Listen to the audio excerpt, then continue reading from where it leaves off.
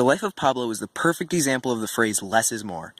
The album doesn't have the grandiose that Dark Fantasy and Yeezus have, so it uses its creativity to keep you on edge. And it does this in two ways. First, through its production, and second, through its track listing. Let's start with the production. The songs on this album are very raw, but they are by no means boring. New things are happening every few minutes. Take FML, for example. The first 3 minutes are amazing, but the last minute is so out there and unique compared to everything else in the song.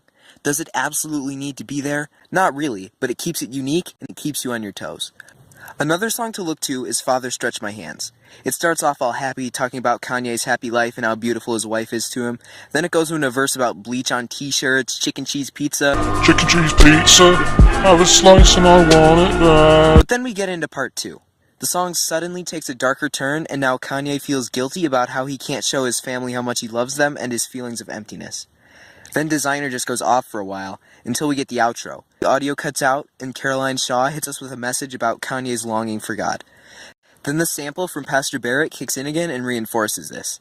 And I think the two parts of Father Stretch My Hands are a good example of how Pablo goes about the album's track listing.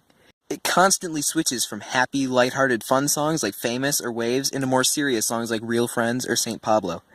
This is for a good reason. This album was originally called Waves, with the tracks in a different order where it's easier to see narrative. Waves goes from happy and lighthearted to anxious to miserable. But this isn't Waves. This is the life of Pablo, and life is not a single story. So while reworking the album, Kanye decided to put the songs into an order that follows his life through the ups and downs, and sometimes those ups and downs are as quick as the time between highlights and Freestyle 4. It may seem inconsistent, but life is inconsistent. So when you see the album as such, it makes much more sense. The Life of Pablo is exactly what it claims to be. The album that represents Kanye's life to that point as accurately as it can, in all its uniqueness.